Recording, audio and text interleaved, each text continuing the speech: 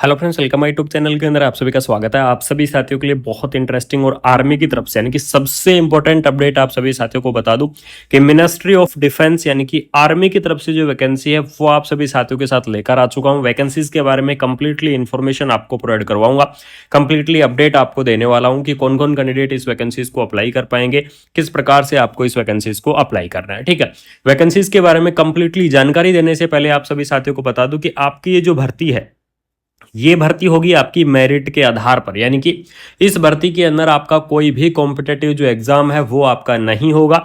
बिना कोई competitive exam के आपको जो भर्ती है वो आपको देखने को मिलेगी और साथ में आपको और भी काफी सारी अलग अलग कैटेगरीज हैं वो वैकेंसियां भी आपको देखने को मिल जाएंगी। जैसे कि यहां पर अगर बात करूं तो ऑफिसर इंचार्ज की वैकेंसी है, मेडिकल स्पेशलिस्ट की वैकेंसी है, मेडिकल ऑफिसर की पोस्ट है, लेबोरेटरी असिस्टेंट की पोस्ट है, फार्मासिस्ट की पोस्ट है, नर्सिंग असिस्टेंट या स्टाफ नर्स की पोस्ट है, डाटा एंट्री ऑपरेटर की पोस्ट है। इस प्रकार से आपको अलग अलग जो पोस्ट है वो आपको देखने को मिल जाएंगे और इन सभी पोस्टों के एसेंशियल क्वालिफिकेशन के बारे में बिल्कुल से चर्चा करूंगा कि कौन कौन कैंडिडेट इस वैकेंसीज को अप्लाई कर सकते हैं।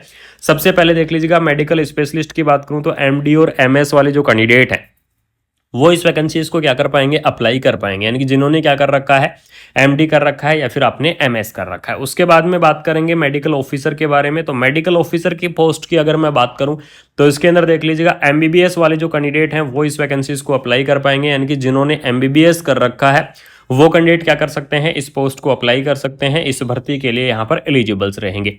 इसके अलावा आपको यहाँ पर लेबोरेटरी असिस्टेंट की बात करूं तो लेबोरेटरी असिस्टेंट के अंदर चाहे आपने क्या कर रखा है, डीएमएलटी कर रखा है या फिर आपने क्या कर रखा है, बीएमएलटी कर रखा है, तो डीएमएलटी और बीएमएलटी वाले जो कैंडिडेट हैं वो इस वैकेंसीज को अप्लाई कर पाएंगे, चाहे आपने नर्सिंग के अंदर डीएमएलटी की हुई है, चाहे आपने नर्सिंग के अंदर यहाँ पर बीएमएलटी की हुई है। सबसे इंपॉर्टेंट बात आती है फार्मासिस्ट और आपकी स्टाफ नर्स की वैकेंसी। तो फार्मासिस्ट की बात करूं तो फार्मासिस्ट की पोस्ट के अंदर बी फार्मा और डी फार्मा, यानी कि जिन्होंने क्या कर रखा है, या तो बी फार्मा कर रखा है या फिर आपने क्या कर रखा है, डी फार्मा कर रखा है, तो बी फार्मा और डी फार्मा वाले जो कैंडिडेट है वो इस वैकेंसीज को क्या कर पाएंगे, अप्लाई कर पाएंगे। फार्मासिस्ट की इस पोस्ट के लिए यहाँ पर क्या रहने वाले हैं, एलिजिबल्स आप रहने वाले हैं। स्टाफ नर्स की पोस्ट की बात करूं तो जीएनएम डिप्लोमा या फिर इससे इक्विवेलेंट वाले जो कैंडिडेट हैं वो इस वैकेंसीज को क्या कर पाएंगे, यहां पर आप अप्लाई कर पाएंगे, यानी कि इसके अंदर आपको यहां पर जो जीएनएम कैंडिडेट हैं जिन्होंने जीएनएम कर रखा है वो कैंडिडेट अभी क्या कर सकते हैं,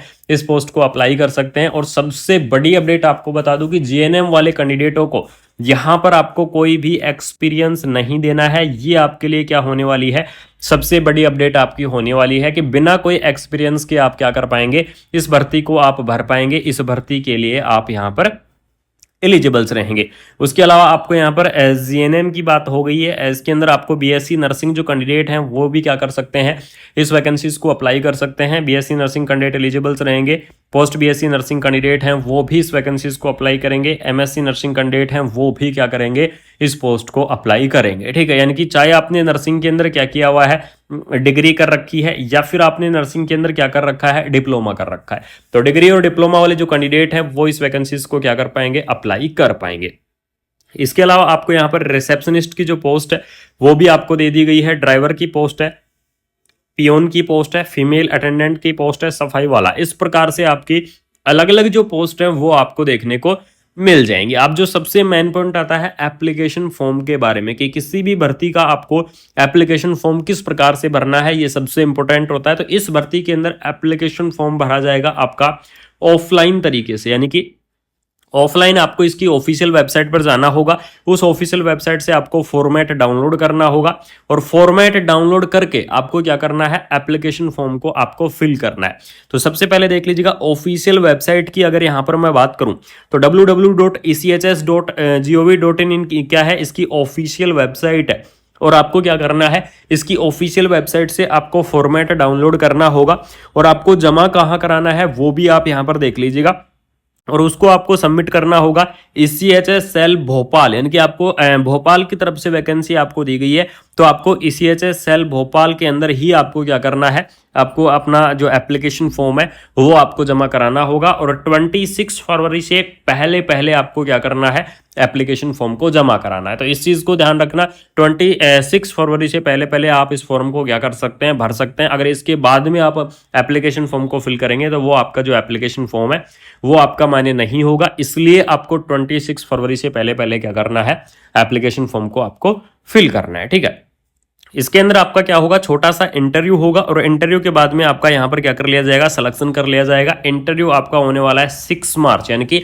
6 मार्च को आपका क्या रहेगा, यहां पर इंटरव्यू रहेगा। इस भर्ती के लिए शानदार सी वैकेंसी है, ऑफिशियल नोटिफिकेशन आपका जारी हो चुका है। इसके अंदर देख लीजिएगा, government of India ministry of defence की तरफ से वैकेंसी है। ECHS cell Bhopal, phone number आपको दे दिए गए हैं, एम्प्लॉयमेंट नोटिस आपका जारी कर दिया गया है, एप्लीकेशन फॉर्म किस प्रकार से भरना है और आपकी क्या सैलरी रहेगी। तो आपको मैं स्टाफ नर्स की और इससे रिलेटेड जितनी भी हैं पोस्ट हैं, जैसे लैब टेक्नीशियंस हो गई, फार्मासिस्ट हो गई, तो इनकी सैलरी की अगर यहाँ पर मैं डिस्कस करूं तो 36,500 यानी कि 36,500 प्लस आपको जो एचआरए है वो आपको क्या करने देखने को मिलेगा। इसके अंदर आपको जो सैलरी है वो आपको देखने को मिलेगी। तो सैलरी आपकी बहुत अच्छी खासी रहेगी। सैलरी के लिए आप बिल्कुल निश्चिंत रहो। और आप एप्लीकेशन फॉर्म को फिल करना चाहते हैं तो ऑफलाइन तरीके से इस भर्ती के एप्लीकेशन फॉर्म फिल होंगे। बिल्कुल से आप क्या कर सकते हैं, इस वैकेंसीज के एप्लीकेशन फॉर्म को भर सकते हैं, इस भर्ती को आप भर सकते हैं। अगर आपके कोई भी डाउट है, किसी भी प्रकार का डाउट है, तो आप सभी साथियों के लिए कमेंट बॉक्स ओपन है। फटाफट से जाके कमेंट बॉक्स के अंदर कमेंट कर देना, आपको रिप्लाई करूंगा, कोशिश करूंगा कि आपको टाइमली में रिप्लाई कर सकूं। बाकी इस वैकेंसीज के बारे में इस वीडियो के अंदर कंप्लीटली जानकारी, कंप्लीटली इंफॉर्मेशन बता दी है। तो वीडियो को शेयर करना, चैनल को सब्सक्राइब करना। जिन साथियों ने अभी तक चैनल को सब्सक्राइब नहीं किया है वो एक बार जरूर से सब्सक्राइब कर लेना। और एक सबसे इंपॉर्टेंट अपडेट है कि जो मेरे इस चैनल के साथ जुड़े हुए हैं, प्यारी फैमिली जुड़ी हुई है, उन फैमिली से बताना चाह रहा हूं कि यहाँ पर आपका रेशियो बहुत कम आ रहा है देखने का। तो प्लीज एक बार विजिट जरूर करना। बाकी मिलते हैं नई अपडेट से। जय हिंद। इस वैकेंसीज को अप्लाई कर सकते हैं। सबसे पहले देख लीजिएगा, मेडिकल स्पेशलिस्ट की बात करूं तो एमडी और एमएस वाले जो कैंडिडेट हैं वो इस वैकेंसीज को क्या कर पाएंगे, अप्लाई कर पाएंगे। यानी कि जिन्होंने क्या कर रखा है, एमडी कर रखा है या फिर आपने एमएस कर रखा है। उसके बाद में बात करेंगे मेडिकल ऑफिसर के बारे में। तो मेडिकल ऑफिसर की पोस्ट की अगर मैं बात करूं तो इसके अंदर देख लीजिएगा, एमबीबीएस वाले जो कैंडिडेट हैं वो इस वैकेंसीज को अप्लाई कर पाएंगे। यानी कि जिन्होंने एमबीबीएस कर रखा है वो कैंडिडेट क्या कर सकते हैं, इस पोस्ट को अप्लाई कर सकते हैं। इस भर्ती के लिए यहाँ पर एलिजिबल्स रहेंगे।